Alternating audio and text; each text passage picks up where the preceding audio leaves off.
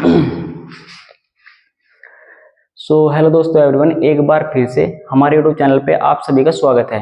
तो प्यारे बच्चों, आज हम पढ़ेंगे रक्त यानी कि ब्लड के बारे में जानकारी लेंगे।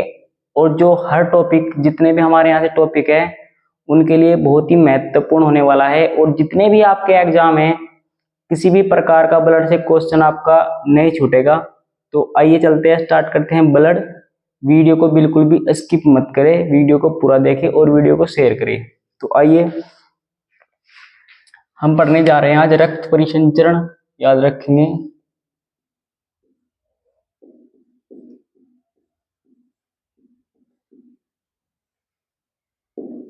तो प्यारे बच्चों, आज हम पढ़ेंगे रक्त परिसंचरण। और रक्त परिसंचरण को क्या बोला जाता है? ब्लड, यानी कि रक्त भी हम कह सकते हैं। ठीक है। और रक्त परिसंचरण की खोज एक वैज्ञानिक था, विलियम हार्वे। याद रखेंगे, विलियम हार्वे द्वारा कब करी गई थी? 1628 ईस्वी में। याद रखना है, 1628 ईस्वी में विलियम हार्वे द्वारा रक्त परिसंचरण की खोज की गई थी। बहुत ही इंपॉर्टेंट है, याद रखना है। और इसमें जो हमारा पॉइंट रहेगा, यानी कि जो रक्त है वो याद रखना है, जो रक्त है वह तरल संयोजी उत्तक है। याद रखना है, रक्त है हमारा तरल संयोजी उत्तक है। इसे चिपचिपा, याद रखेंगे, चिपचिपा पदार्थ भी कहा जाता है। कहा जाता है। तो प्यारे बच्चों, आपको याद रखना है, जो रक्त परिसंचरण है यानी कि जो ब्लड है, उसकी खोज विलियम हार्वे ने 1628 ईस्वी में की थी। और रक्त को तरल संयोजी उत्तक या चिपचिपा पदार्थ भी कहा जाता है। ये भी आपको याद रखना है। और इसके साथ साथ ही जो हमारा ब्लड है, अगर हम बात करें इसके पीएच मान की, तो ब्लड का पीएच मान कितना होता है? 7.4 पीएच मान होता है। बहुत ही इंपॉर्टेंट है, कभी कभी पूछ लिया जाता है। और इसके साथ साथ ही जो मनुष्य है, याद रखेंगे, मनुष्य में ब्लड की मात्रा कितनी होती है? ब्लड की मात्रा, याद रखेंगे, मात्रा कितनी होती है? आपको बताना है कितनी होती है। 5 से 6 लीटर। आपको याद रखनी है, ब्लड की मात्रा कितनी होती है? 6 लीटर होती है। सामान्य मनुष्य में 5 से 6 लीटर ब्लड की मात्रा होती है। और जो ब्लड है वो किस प्रकार से बना हुआ है, यानी किन चीजों से मिलकर बना हुआ है, उसको हम देखते हैं। और ब्लड का कार्य क्या होता है हमारे शरीर में? ब्लड कार्य ऑक्सीजन को आदान प्रदान करना होता है, यानी कि ऑक्सीजन को ग्रहण करना और कार्बन डाइऑक्साइड को बाहर निकालना। ये ब्लड का महत्वपूर्ण कार्य है। ठीक है। यहाँ पर आप हम लिख भी देंगे, जो ब्लड है उसका महत्वपूर्ण कार्य। ये तो मार्कर चल नहीं रहा, इससे ब्लैक से ही करते हैं सब कुछ। तो प्यारे बच्चों, क्या देख रहे हैं हम? ब्लड का महत्वपूर्ण कार्य। तो यहां पर देखेंगे, जो ब्लड है इसके जो कार्य होते हैं, कार्य क्या है? ऑक्सीजन को ग्रहण करना तथा CO2 यानी कि कार्बन डाइऑक्साइड को बाहर निकालना। ये आपको याद रखना है, ये ब्लड के महत्वपूर्ण कार्य है। ब्लड के कार्य क्या है? ऑक्सीजन को ग्रहण करना और कार्बन डाइऑक्साइड को बाहर निकालना। ये ब्लड का महत्वपूर्ण कार्य है। अब हम जो ब्लड है इसके देखेंगे, इसके 2 पार्ट है। इसको हम 2 पार्ट में देखेंगे ब्लड को। बहुत ही इंपॉर्टेंट जो पार्ट है इसके, एक तरफ इसमें होता है प्लाज्मा, ये पाया जाता है 55%। ब्लड में 55% प्लाज्मा होता है। और इधर रहेगा रुधिराणु। रुधिराणु। आपको याद रखना है रुधिराणु कितनी होती है, 45% रुधिराणु होती है। ये बिल्कुल आपको याद रखना है, बहुत ही इंपॉर्टेंट है।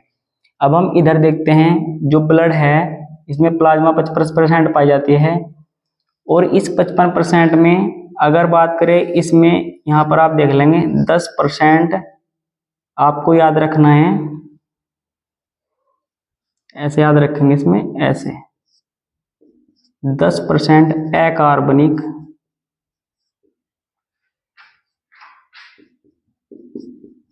याद रखेंगे 10% अकार्बनिक पदार्थ पाए जाते हैं, और यहाँ पर लिखेंगे 90 यानी कि 90% जल होता है। ये आपको याद रखना है। ब्लड को हमने दो भागों में बांटा है, एक तो रुधिराणु और एक हो गई हमारी प्लाज्मा। प्लाज्मा को दो भाग देख सकते हैं हम, 10% अकार्बनिक पदार्थ और 90% जल पाया जाता है क्या हमें, प्लाज्मा में। ये आपको याद रखना है। अब जो रुधिराणु है इसके हम 3 पार्ट देख सकते हैं जो इम्पोर्टेंट है। 3 पार्ट देखेंगे जो इसके इम्पोर्टेंट है। हमारा पहला हो गया आरबीसी, दूसरा हो गया डब्ल्यूबीसी, और तीसरा हो गया हमारा जो बुखार में खत्म होती है, प्लेटलेट्स। ठीक है, ये चीज आपको याद रखनी है, बहुत ही इंपॉर्टेंट है। अगर हम बात करें आरबीसी की, इसे बोलते हैं रेड ब्लड सेल्स। ये आपको याद रखनी है, जो आरबीसी बोलते हैं रेड ब्लड सेल्स, यानी कि इसे बोला जाता है, अगर बात करें हिंदी में तो बोलते हैं लाल रक्त कणिकाएं।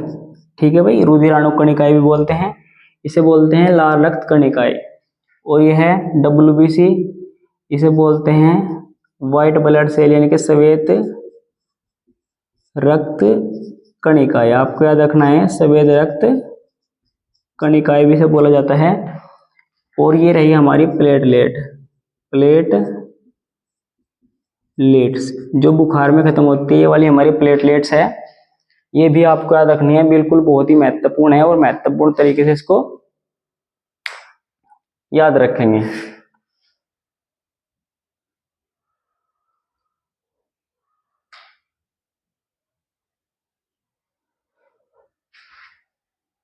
तो प्यारे बच्चों, अब हम जानेंगे, यहाँ पर देख लेंगे, हम जानेंगे सबसे जो महत्वपूर्ण है हमारी आरबीसी के बारे में। इसे बोलते हैं रेड ब्लड सेल्स, और बात करें हिंदी में बोलते हैं लाल रक्त कणिकाएं। बहुत ही महत्वपूर्ण है। अब देखते हैं इसका कार्य क्या होता है। अगर बात करें इसके जीवन काल की, तो आपको याद रखना है जीवन काल, यानी कि कितने समय तक इसका टाइम कितना है जीने का। तो टाइम रहेगा इसका 120 दिन। ये आपको याद रखना है, यानी कि जो आरबीसी है इसका जीवन काल कितने दिन का होता है, 120 दिन का इसका जीवन काल होता है। अगर बात करें निर्माण की, इसका निर्माण कहाँ होता है,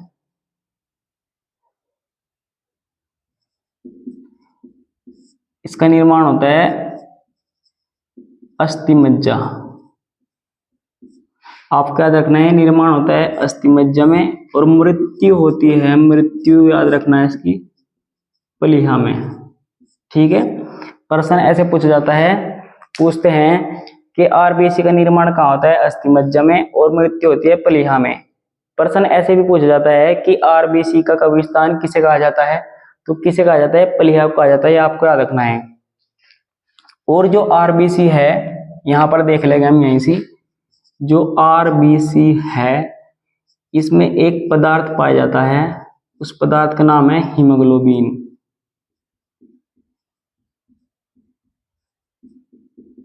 बहुत ही इंपॉर्टेंट है, इस पदार्थ का नाम है हीमोग्लोबिन। इससे क्या होता है, इसके कारण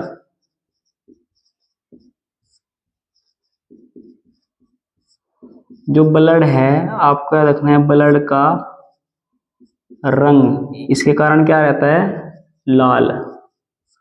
आपको याद रखना है, बहुत ही महत्वपूर्ण चीज है। जो आरबीसी है यानी कि रेड ब्लड सेल्स, इसमें एक पदार्थ पाया जाता है हीमोग्लोबिन, और हीमोग्लोबिन के कारण, जिसके कारण ब्लड का रंग लाल रहता है। किसके कारण? हीमोग्लोबिन के कारण ब्लड का रंग लाल रहता है। ये आपको याद रखना है, बहुत ही महत्वपूर्ण है। अगर आपको ये उतारना है तो आप उतार सकते हैं, बाकी मैं आप बताऊंगा। डब्ल्यूबीसी के बारे में भी आप यही जान लेंगे। इसे बोलते हैं डब्ल्यूबीसी, और जो डब्ल्यूबीसी है इसका जीवन काल होता है 6 से 7 दिन का। इसका जीवन काल होता है 6 से 7 दिन का, और इसमें हीमोग्लोबिन नहीं पाया जाता। ये आपको याद रखना है, इसलिए इसे व्हाइट ब्लड सेल्स कहा जाता है। बहुत ही महत्वपूर्ण है। अब यहाँ पे देखते हैं प्लेटलेट्स। हमारे शरीर में 1.5 लाख से लेकर 5 लाख तक प्लेट नॉर्मल होती है। कितनी? 1.5 लाख से लेकर 5 लाख तक प्लेट्स नॉर्मल होती है, और ये भी ब्लड में पाई जाती है। बिल्कुल जो ब्लड होता है हमारा, और जो ब्लड की एक बूंद हम लेंगे तो उसमें आरबीसी, डब्ल्यूबीसी, प्लाज्मा, प्लेटलेट सब एक बूंद में ही हमको मिल जाएगा। कोई बड़ी प्लेट नहीं होती है, तो क्या होती है? छोटी छोटी होती है। तो दोस्तों इसके अलावा आपका ब्लड का कोई भी क्वेश्चन नहीं आएगा। ये सारे इंपॉर्टेंट क्वेश्चन यहाँ से बन पाएंगे। तो दोस्तों अगर आपको वीडियो अच्छी लगे तो चैनल को सब्सक्राइब कीजिए, वीडियो को लाइक कीजिए, ज़्यादा शेयर कीजिए। धन्यवाद।